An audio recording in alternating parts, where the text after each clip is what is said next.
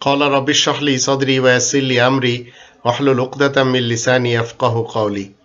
সম্মানিত দর্শক এবং শ্রোতা বৃন্দ, আপনাদের সকলকে জানাই সালামুন আলাইকুম।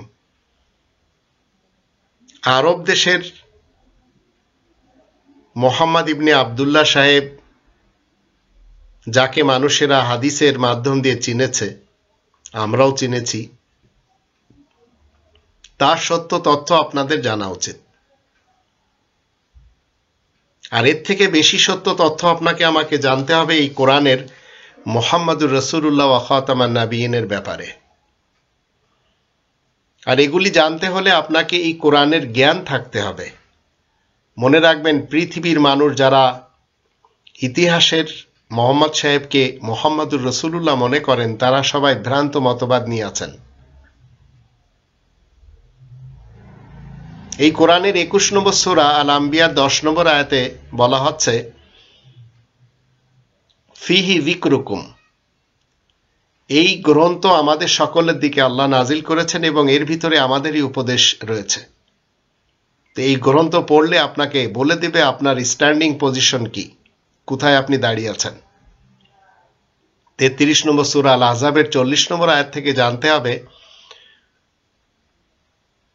সত্যায়িত করা এবং সিলমোহর করা কার দায়িত্ব? যখন আপনি আমি বুঝতে পারবো, তখন মুহাম্মাদুর রাসূলুল্লাহ ওয়া খাতামান নাবিয়িন বুঝতে একটু কষ্ট হবে না। তাই আল্লাহ বলেন, মা কানা মুহাম্মাদুন আবা আহাদিম মির রিজালিকুম, মুহাম্মদ তোমাদের মধ্যকার কোনো পুরুষের বাবা, দাদা, নানা, পরনানা না, ওয়ালাকিন রাসূলুল্লাহ, কিন্তু মুহাম্মদ আয়াত প্রচারের কারণে প্রশংসিত ব্যক্তি, আল্লাহ তাআলার বার্তাবাহক রাসূল, ওয়া খাতামান নাবিয়িন, এবং সকল বিশেষ খবরদাতা নবীদের সিলমোহর। ওয়া কানা আল্লাহু বিকুল্লি শাইইন আলিমা, আর আল্লাহ প্রত্যেকটি জিনিসের সাথে জ্ঞান রাখেন। তো প্রত্যেকটি বিশেষ খবরদাতা নবী, তার জন্য সিলমোহর হচ্ছে চলমান কোরআন প্রচারের কারণে প্রশংসিত মুহাম্মদ। এটি কন্টিনিউ আসে এবং যায়। 3 নম্বর সূরা আল ইমরানের 144 আয়াত মতে, ওমা মুহাম্মাদুন ইল্লা রাসূল কদ খালাত মিন ক্বাবলিহির রুসুল আফা ইম মাতা আও কুতিলা ইনকালাবতুম আলা আকাবিকুম ওয়া মান ইয়ানকালিব আলা আকিবাইহি ফালা ইয়াদুরুল্লাহ শাইআ ওয়া সায়াজজিল্লাহু শাকিরিন। আয়াত প্রচারের কারণে প্রশংসিত মুহাম্মদ একজন রাসূল ছাড়া আর কিছুই নয়। যদি সে মারা যায় কিংবা তাকে হত্যা করা হয়, তাহলে তোমরা কি পিঠ ফিরে চলে যাবে? যারা পিঠ ফিরে চলে যাবে তারা আল্লাহ তাআলার কোনো ক্ষতি করতে পারবে না, আর যারা কৃতজ্ঞ প্রকাশ করে তাদের সুন্দর প্রতিদান আল্লাহ দিবেন। তো এই মুহাম্মদ কন্টিনিউ আসে এবং যায়, কিন্তু এই মুহাম্মদ আয়াত প্রচারের কারণে প্রশংসিত ব্যক্তি। এখন আরব ইতিহাসের মুহাম্মদ ইবনে আবদুল্লাহ ইবনে আব্দুল মুত্তালিব বিন হাশিম সাহেবকে মানুষেরা মুহাম্মাদুর রাসূলুল্লাহ মনে করে চলেছে, ভ্রূণের শিকার হয়ে। অথচ কোরআনের মুহাম্মাদুর রাসূলুল্লাহ তোমাদের মধ্যকার কোনো পুরুষের বাবা, দাদা, নানা, পরনানা না। আর আরব ইতিহাসের মোহাম্মদ সাহেবের 5টি সন্তান ছিল, কেউ বলে 4টি, কেউ বলে 5টি, কাসেম, তাহের, তৈয়ব, আবদুল্লাহ, ইব্রাহিম, আবার হাসান হোসেনের নানা। তাহলে বোঝা গেল কোরআন আমাদেরকে যেটি বলছে যে মুহাম্মাদের ব্যাপারে, সেটি আমরা শুনছি না, আমরা ইতিহাস এবং হাদিস যেটি বলছে সেটি মেনে চলেছি 1400 বছর থেকে। তো কোরআনের মুহাম্মাদুর রাসূলুল্লাহ সঙ্গী সাথীদের পরিচয় 48 নম্বর সূরা আল ফাতহের 29 নম্বর আয়াতের শুরুতে বলা হচ্ছে, মুহাম্মাদুর রাসূলুল্লাহ ওয়াল্লাযীনা মাআহু আশিদ্দাউ আলাল কুফারি রুহামাউ বাইনাহুম। আয়াত প্রচারের কারণে প্রশংসিত মুহাম্মদ আল্লাহ তাআলার বার্তাবাহক রাসূল, যারা তার সঙ্গী সাথী সর্বযুগের, তারা নিজেদের মধ্যে রহম দিল আর আয়াত গোপনকারী কাফেরদের ব্যাপারে খুবই কঠোর। আরব ইতিহাসের মোহাম্মদ সাহেবের যখন আমরা ফ্যামিলিতে দেখি, তখন তার স্ত্রী আয়েশা যুদ্ধ করেছে আলীর সাথে, জঙ্গে জামাল, জঙ্গে সিফিন, কারবালার যুদ্ধ, এগুলি সব তার বংশের লোকেরা ঘটিয়েছে। কিন্তু কোরআনের দৃষ্টিতে আমরা মুসলিম হয়ে তাকে কখনো মুহাম্মদুর রাসূলুল্লাহ মানতেই পারি না। এমনকি তার যে 4 খলিফা, তাকে আর অন্যান্য খলিফা যারা, তাদেরকে কতটুকু মানতে হবে? 2 নম্বর সূরা আল বাকারার 134 আয়াতে আল্লাহ বলছেন, তারা ছিল দূর অতীতের একটি দল, তিলকা উম্মাতুন কদ খালাত, চলে গেছে তারা, লাহা মা কাসাবাত ওয়া লাকুম মা কাসাবতুম ওয়া লা তুসালুনা আম্মা কানু ইয়ামালুন। তারা যা কামাই করেছে তা তাদের জন্য, তোমরা যা কামাই করবে তোমাদের জন্য, আর তাদের কৃতকর্ম নিয়ে তোমাদেরকে প্রশ্ন করা হবে না। তাহলে মুহাম্মদ ইবনে আব্দুল্লাহ সাহেব ইতিহাসের, হাদিসের সেই ব্যক্তির কোনো কর্মকাণ্ড যখন আপনাকে আমাকে জিজ্ঞাসা করা হবে না, তাহলে 24 ঘন্টা কেন তার পিছনে আমরা মরিয়া হয়ে উঠেছি? 47 নম্বর সূরা মুহাম্মাদের 2 নম্বর আয়াতে বলা হচ্ছে,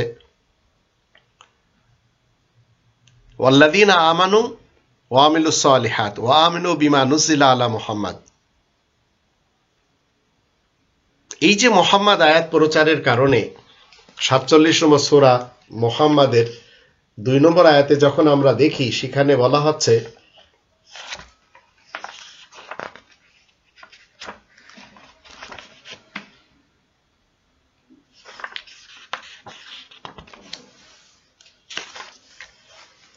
ওয়াল্লাযীনা আমানু ওয়া আমিলুস সালিহাতি ওয়া আমানু বিমা নুজিলা আলা মুহাম্মদ ওয়া হুয়াল হাক্কু মির রাব্বিহিম কাফারা আনহুম সাইয়্যাতিহিম ওয়া আসলাহা বালাহুম।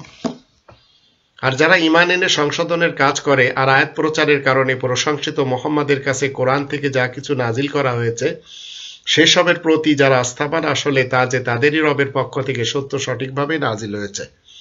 আল্লাহ তাদের দোষ ত্রুটি দূর করবেন আর তাদের অবস্থা শুধরে দিবেন। তো আয়াত প্রচারের কারণে প্রশংসিত মুহাম্মদ, তার উপরে সবসময় নাজিল হবে কোরআন থেকে। আল হাক্কু মির রাব্বিকা ফালা তাকুনান্না মিনাল মুমতারিন, 2 নম্বর সূরা আল বাকারার 147 নম্বর আয়াত মতে এই বিশেষ হক, এই কোরআন নাজিল হবে। তো সর্বযুগের যে মুহাম্মদ আয়াত প্রচারের কারণে প্রশংসিত হয়, তার উপরে কোরআন থেকে নাজিল হয়। তো এই মুহাম্মদকে যদি আপনারা মনে করেন তার বাড়িঘর আরবে রয়েছে, তাহলে কোরআনের ভিতরে সবসময় বিদ্যমান রয়েছে আরবে বাড়ি, এমন কথা কোরআন বলে না। আর আপনি যখন আয়াত প্রচারের কাজ করে চলবেন, কোরআন আপনাকে এই উপাধি দিয়ে দিবে, এই লকবটি আপনি পাবেন। এরপরে আসুন আহমদ নিয়ে আমরা কথা বলি। মানুষ আহমদ আর মোহাম্মদকে এক করে এবং মনে করে আহমদ রাসূল, মোহাম্মদ রাসূল কুরাইশ বংশে অথবা বনু হাশেমে এসেছেন। 61 নম্বর সূরা আস-সাফের 6 নম্বর আয়াতে আহমদ রাসূল এসেছে বানি ইসরাইলে, আর সেটি সুসংবাদ দিয়েছেন ঈসা রাসূল। কিন্তু যখন মানুষ জানতে পারে যে কুরাইশে কিংবা বনু হাশেমে আসেনি, তখন তারা কি করে? যে ব্যক্তি এই কথা প্রচার করে তার বিরুদ্ধে তারা এক হয়ে যায়। আজ এটি আমার কওমের লোকেরা হয়েছে।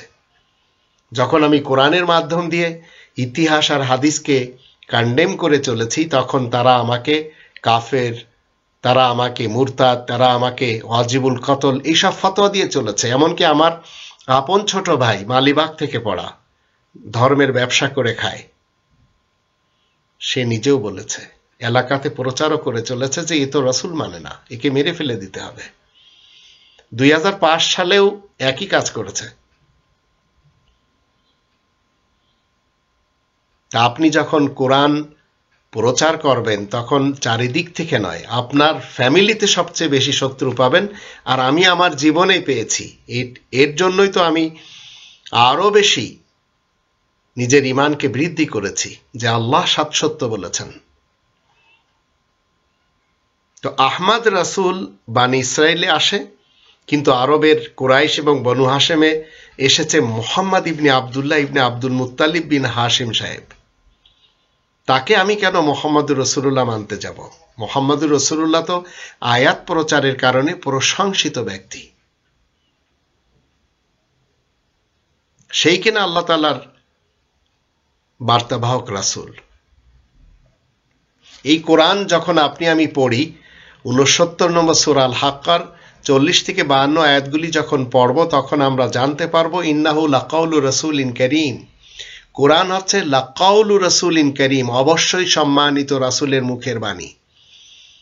কিন্তু হাদিস, সিয়াই সিত্তা বলেন, কুতুবে আরবা বলেন, বুখারী, মুসলিম, আবু দাউদ, তিরমিজি, নিসাই, ইবনে মাজাহ, আল কাফি, মাল্লা ইয়াহজারুল ফাকি, তাহজিবুল আহকাম, আল ইস্তিবসার, এগুলি সব কওলে মুহাম্মদ ইবনে আব্দুল্লাহ। তো হাদিস হলো আরবের ইতিহাসের মোহাম্মদ সাহেবের কওল, আর কোরআন কমপ্লিটলি ১১৪টি সূরার ৬৩৪৮টি আয়াত কওলে রাসূল কারীম।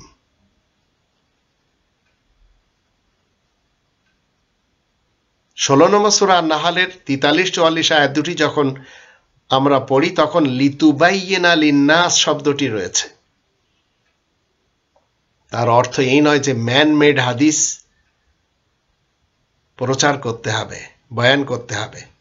তো রিডার দি কোরআন, কোরআনকে যে অধ্যয়ন করবে তাকে কেবল বলা হচ্ছে লিতুবাইয়িনা লিন্নাস, প্রত্যেকটি মানুষের জন্য বয়ান করতে হবে।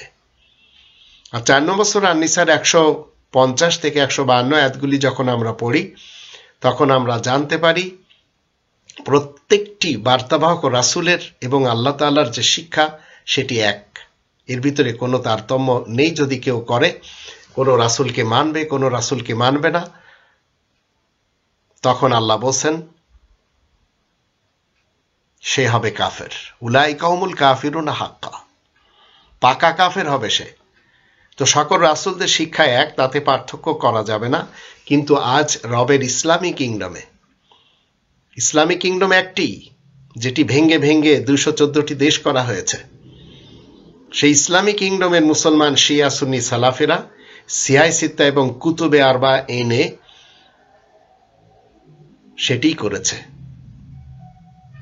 পার্থক্য করেছে তারা যে আল্লাহ তাআলার বাণী হচ্ছে কোরআন আর রাসূলের বাণী হচ্ছে হাদিস। এটি শিরিক, যার জন্য তারা একে অপরের দৃষ্টিতে কাফের। এটি আমরা গোটা বিশ্বে আল্লাহ তাআলার এই শান্তির রাজ্যে দেখেই চলেছি।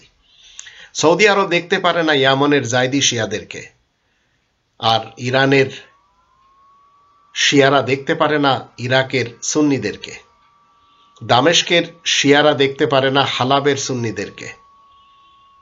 ঠিক এইভাবে আরব সালাফি যারা রয়েছে, এদেরকে শিয়ারা এবং সুন্নিরাও দেখতে পারে না। আমাদের দেশেও সেটিই চলেছে। তো ৪ নম্বর সূরা আন-নিসার ৮০ নম্বর আয়াত যখন আমরা পড়ি, আপনি যখন এই কোরআনকে মানবেন, তখন আপনি মূলত বিশেষ বার্তাবাহক রাসূলকে এবং আল্লাহকে মেনে চললেন। মাই ইউতিইর রাসূলা ফাকাদ আতা আল্লাহ, আল্লাহ এবং বিশেষ বার্তাবাহক রাসূলের ইতাআত একই জিনিস। আর ৩৩ নম্বর সূরা আল আহজাবের ২১ নম্বর আয়াতে আল্লাহ রাব্বুল আলামিন বলছেন, লাকাদ কানা লাকুম ফি রাসূলিল্লাহি উসওয়াতুন হাসানাহ। আল্লাহ তাআলার যে বার্তাবাহক রাসূল, তার ভিতরেই রয়েছে উসওয়ায়ে হাসানা। তো উসওয়ায়ে হাসানা ৬৮ নম্বর সূরা আল কলমের ৪ নম্বর আয়াতে বলা হচ্ছে, যখন আপনি উসওয়ায়ে হাসানাকে ফলো করবেন, তখন আপনার চরিত্র হবে খুলুকিন আযীম। তো রিডার দি কোরআনের চরিত্রে কোনো বাটপারি, দুর্নীতি, দুষ্কৃতি থাকতেই পারে না।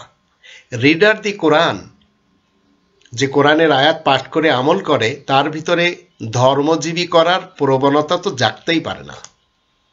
আর ৫ নম্বর সূরা আল মায়েদার ৬৭ নম্বর আয়াতে বলা হচ্ছে, এই বিশেষ বার্তাবাহক রাসূল বর্তমান চলিতকালে। তাই আল্লাহ বলেন, ইয়া আইয়ুহার রাসূল বাল্লিগ মা উনজিলা ইলাইকা মির রাব্বিক, হে বিশেষ বার্তাবাহক রাসূল, তুমি তাবলীগ করো সেই জিনিসের যা আল্লাহ তোমার দিকে নাজিল করেছেন।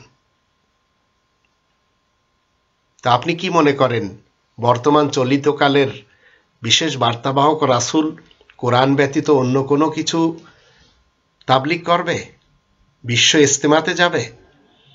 তাবলীগের মুরব্বী সাজবে?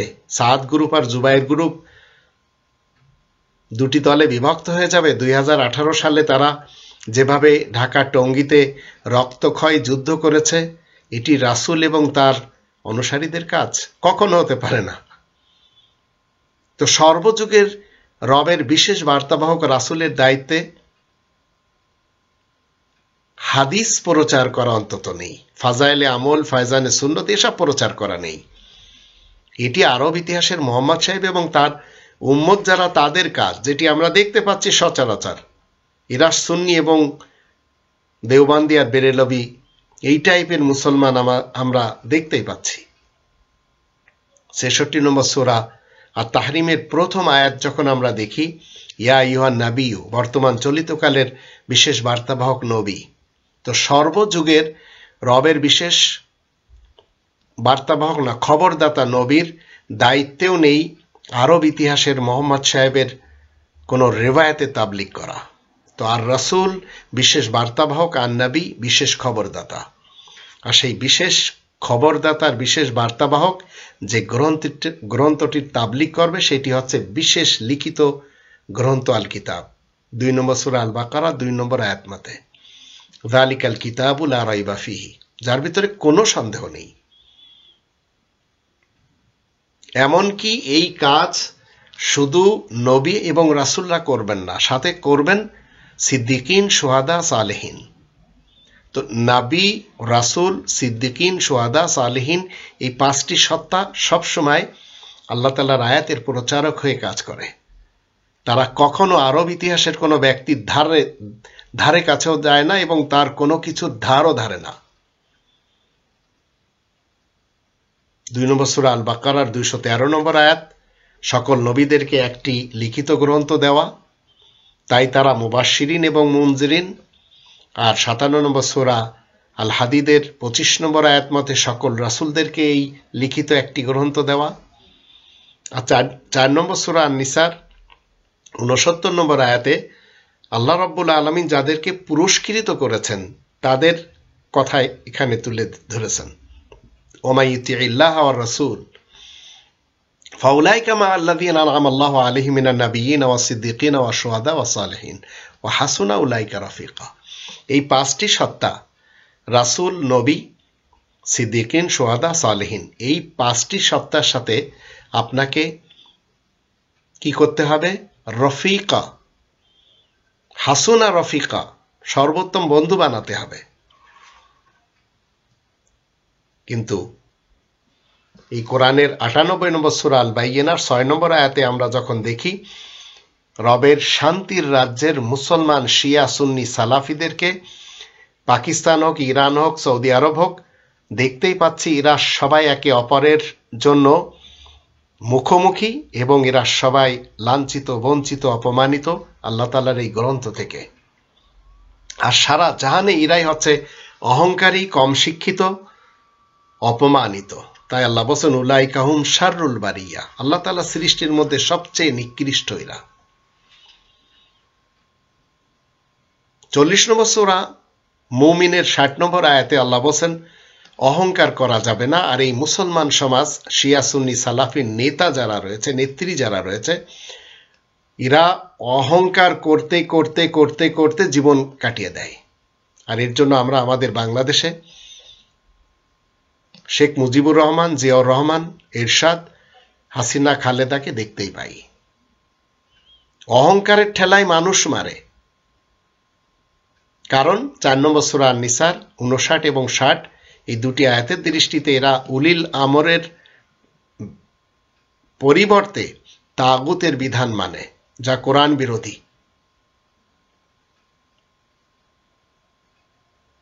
তাই পৃথিবীতে যারা আজ ইউরিদুনা ইয়াতাহাকামু ইলা তাগুত ওয়া ক্বাদ উমিরু আন ইয়াকফুরু বিহি, এই তাগুতের বিধান হচ্ছে গণতন্ত্র, রাজতন্ত্র, সমাজতন্ত্র, মোল্লাতন্ত্র।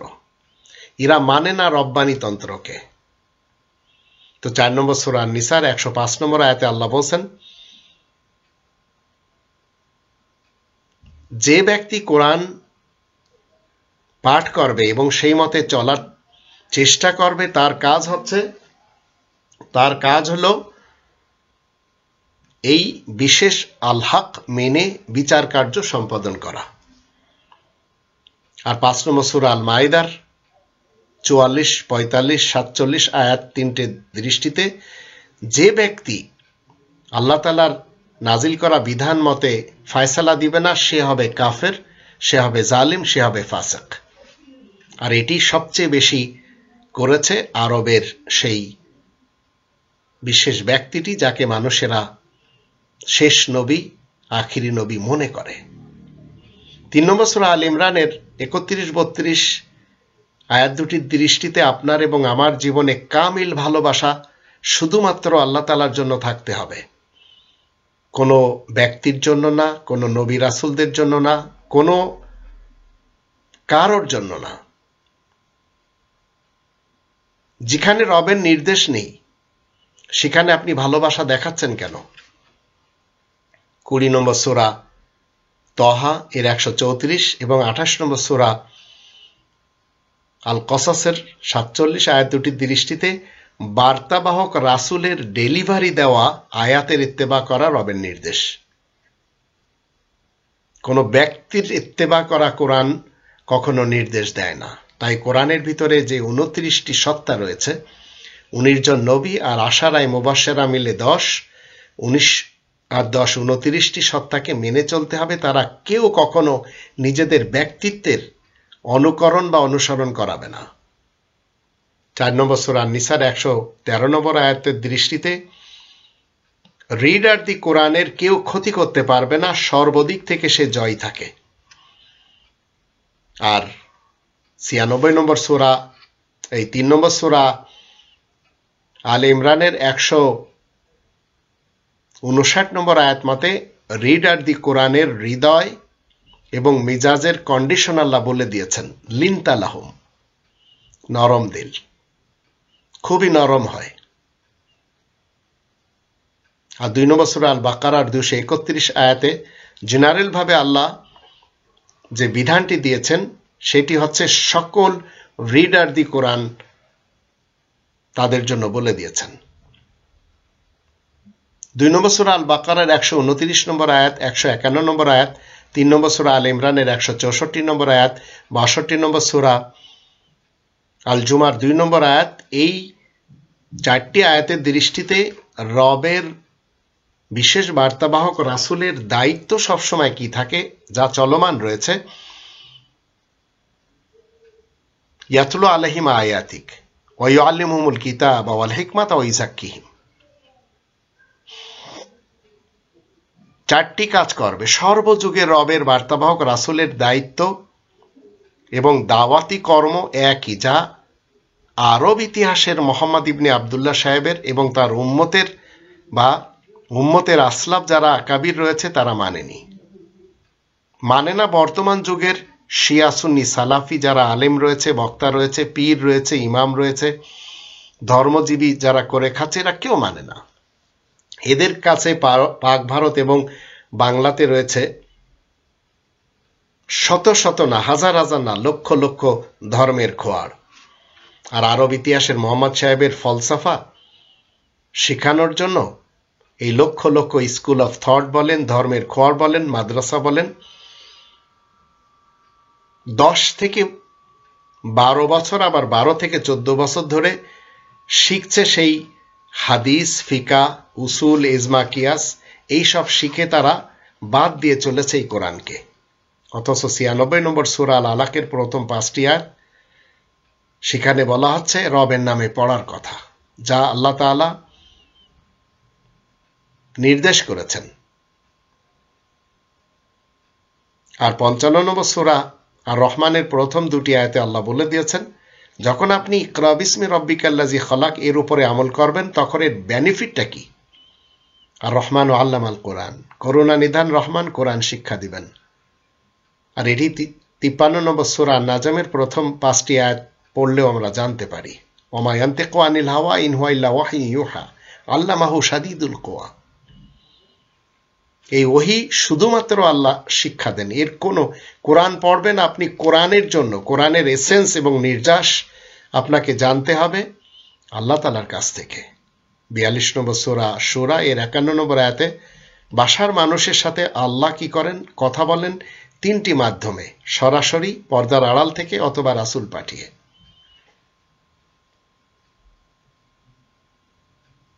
তো আপনি এবং আমি বাসার মানুষ, আপনি আমি উপযুক্ত হলে আপনার আমার উপরে এই কোরআনের ওহী হবে। 18 নম্বর সূরা আল কাহফের 110 নম্বর আয়াত মতে, কুলিন্নামা আনা বাশারুম মিথলুকুম ইউহা ইলাইয়া। তো আপনি আমি বাসার মানুষ। আরবের মোহাম্মদ সাহেবকে মানুষেরা নূর মানে, এটি শিরিক।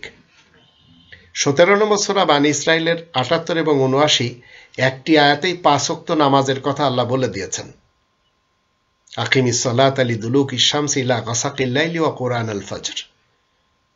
সালাত কায়েম করতে হবে যখন যখন সূর্য ঢলে পড়বে, যোহর, আসর, মাগরিব আর রাতের কিছু অংশে, আর ফজরের সময় কোরআন তিলাওয়াত সান্নিধ্য লাভের উপায়। তো আপনি যদি এই কাজটি করতে পারেন, মাকামে মাহমুদে পৌঁছে যাবেন। প্রশংসিত যে স্থান, সেখানে আপনাকে আল্লাহ পৌঁছে দেবেন। তো মাকামে মাহমুদ এটি দেওয়ার প্রতিশ্রুতি রয়েছে আল্লাহ তাআলার পক্ষ থেকে, আর এর জন্য আপনাকে মুহাম্মদ হতে হবে। আয়াত প্রচারের কারণে প্রশংসিত ব্যক্তিকে মুহাম্মদ বলা হয়। 2 নম্বর সূরা আল বাকারার 124 নম্বর আয়াতের দৃষ্টিতে, 2 নম্বর সূরা আল বাকারা 125 নম্বর আয়াতের দৃষ্টিতে, 3 নম্বর সূরা আল ইমরানের 96-97 আয়াত দুটি দৃষ্টিতে, আর 8 নম্বর সূরা আল আনফাল এর 34-35 এই আয়াতগুলি যখন আপনি আমি পড়ব, তখন সর্বজামানার ইমামের নাম ইব্রাহিম জানতে পারবো, আর তার দাঁড়ানোর স্থান মসজিদুল হারামের ইমামতির স্থান। সেখান থেকে যখন যত রাকাত যে ভঙ্গিতে কায়েম করা হবে সেটি আপনার আমার নামাজ। আর যারা সেটি মানে না, আল্লাহ তাদেরকে যাতনাতে দিবেন। তো আমাদের দেশে আক্কাস বিন আব্দুর রশিদ সাহেবের আমরা দেখতে পাই, আবার হিজবুত তাওহীদের লোকদের দেখতে পাই, আরো অন্যান্যদেরকে দেখতে পাই, এরা মানে না মসজিদুল হারামের সিস্টেমের সালাতকে। তবে যারা মানবে না, কোরআন মানবে না, মসজিদুল হারাম মানবে না, আপনি তাদেরকে মাথা ফাটাবেন? তাদের মাথা ফাটানোর অনুমতি নেই। 18 নম্বর সূরা আল কাহফের 29 আয়াতে আল্লাহ বলেন, অকুলিল হাক্কু মির রাব্বিকুম ফামান শাআ ফালিউমিন ওয়া মান শাআ ফালিয়াকফুর। সবাই স্বাধীন কোরআন মানার এবং না মানার ব্যাপারে। আর দ্বীন ইসলাম মান্য করার ব্যাপারে কোনো জোর জবরদস্তি নেই, বল প্রয়োগ নেই। 2 নম্বর সূরা আল বাকারার 256 আয়াত মতে। কিন্তু আরব ইতিহাসের মোহাম্মদ সাহেব কি করেছেন? তার দলবলদের নিয়ে 57টি যুদ্ধ করেছেন 23 বছরে। তাহলে কয় মাস পর পর যুদ্ধ করেছেন একটু চিন্তা করে দেখুন। আল্লাহ বলেন, লা ইকরাহা ফিদ্দীন, ইসলামে জোর জবর নেই। কিন্তু 57টি যুদ্ধ ইতিহাস এবং হাদিস বলছে মোহাম্মদ সাহেবের, এবং রক্তপাতের ঘটনাও আমরা জানতে পারি। 2 নম্বর সূরা আল বাকারার 84-85 আয়াত দুটি রক্তপাত ঘটাতে নিষেধ করা হয়েছে। আর 18 নম্বর সূরা আল কাহফের 26 এবং 110 আয়াত দুটির দৃষ্টিতে আল্লাহ তাআলার হুকুমে শরীক চলে না। ওয়ালা ইউশরিকু ফি হুকমি আহাদা, আর ওয়ালা ইউশরিক বিইবাদাতি রাব্বি আহাদা, আল্লাহ তাআলার ইবাদত বন্দেগীতে শরীক চলে না। এগুলি তো মুহাম্মদুর রাসূলুল্লাহ ওয়া খাতামান নাবিয়িনের সত্যায়িত করা। কিন্তু ইতিহাসের মোহাম্মদ সাহেবের এবং তার 4 জন খলিফার আর তার উম্মতেরা কুতুবে আশারা মেনে চলেছে। তাই তারা 9 নম্বর সূরা তাওবার 5 নম্বর আয়াত এবং 36 নম্বর এই আয়াত দুটির দৃষ্টিতে মুশরিকিনদের সাথে তারা জড়িত হয়ে গেছে। তাই তাদের যেখানে আপনি আমি পাবো আল্লাহ তাআলার আয়াতের সাথে, তাদের ব্যক্তিত্বকে অপমান করতে পারবো। 2 নম্বর সূরা আল বাকারার 61 নম্বর আয়াতের দৃষ্টিতে এরা সবাই মিলে আল্লাহ তাআলার বিশেষ খবরদাতা নবীদেরকে অহেতুক অপমান করে। আর 49 নম্বর সূরা আল হুজুরাতের প্রথম 5টি আয়াতের দৃষ্টিতে, 24 নম্বর সূরা নূরের 63 নম্বর আয়াতের দৃষ্টিতে রবের নবীদের এবং রাসূলদের, বিশেষ বার্তাবাহক রাসূল এবং বিশেষ খবরদাতা নবীদের জন্য আপনার এবং আমার যে দায়িত্ব সেটি এবং করণীয় লেখা রয়েছে।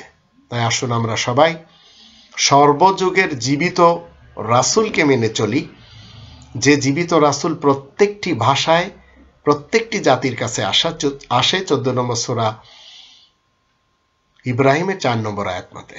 তো আমরা বাংলাদেশি, বাঙালি, দুনিয়ার যেখানে আমরা থাকি না কেন আমরা অবাঙালি কোনো নবী এবং রাসূলকে মানতে পারবো না। আমাদের মাঝেই আয়াত প্রচারের কারণে প্রশংসিত মুহাম্মদ আসবে, আর যদি না আসে তাহলে আয়াত প্রচারের কারণে প্রশংসিত মুহাম্মাদের সঙ্গী সাথী হয়ে আপনাকে আমাকে এই কোরআনের সাথে লেগে থাকতে হবে। যখন আপনি কোরআন ছেড়ে হাদিসের দিকে, ফলসফার দিকে, রিওয়ায়াতের দিকে যাবেন তখন আপনি হবেন পথভ্রষ্টদের অন্তর্ভুক্ত।